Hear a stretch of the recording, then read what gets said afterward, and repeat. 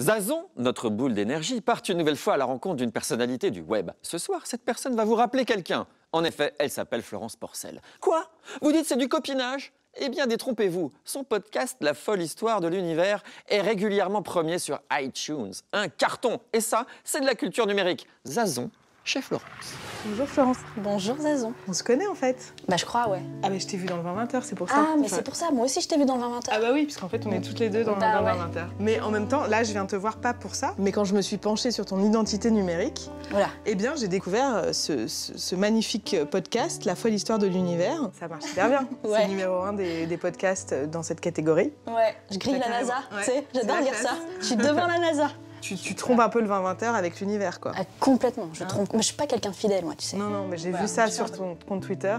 Tu dis que tu voudrais vivre plusieurs vies à la fois. Bah ouais, parce Donc que tu jusqu'à le fais, preuve en du fait. contraire, on en a qu'une, alors je le fais. Et ça t'est venu comment cette passion pour l'univers? J'étais toute petite, et puis de la fenêtre de ma chambre, je regardais la Lune, je la regardais avec des grands yeux.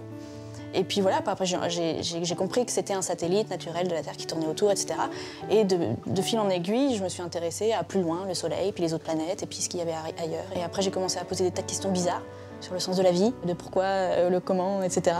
Et puis les adultes, ils me regardaient bizarrement, en disant mais elle est folle, voilà. Donc je me suis tue, mais j'ai lu, j'ai écouté, et de fil en aiguille, j'ai appris beaucoup de choses. Et tu trouves des réponses au sens de la vie Mais non. Non. Parce que plus tu cherches, plus il y a de questions en fait. C'est ça qui est fascinant dans les sciences. C'est que tu as une réponse, mais derrière cette réponse, il y a 4 questions. Donc tu réponds aux 4 questions, mais il y a 4 questions. Donc ça fait 16 questions. Ouais. Puis après, voilà. Est-ce que toi, ça te fait relativiser par rapport à des choses de la vie, de l'existence Ça te rend humble. Hein. Ouais. Quand tu imagines qu'on est sur une toute petite planète qui est dans un tout petit système solaire, dans une galaxie pas très grosse, dans un truc encore plus énorme, etc. On n'est rien. Mais en même temps, on est tout, parce qu'on est vivant, on est conscient, on est intelligent et on ne sait pas si ça existe ailleurs. Ouais.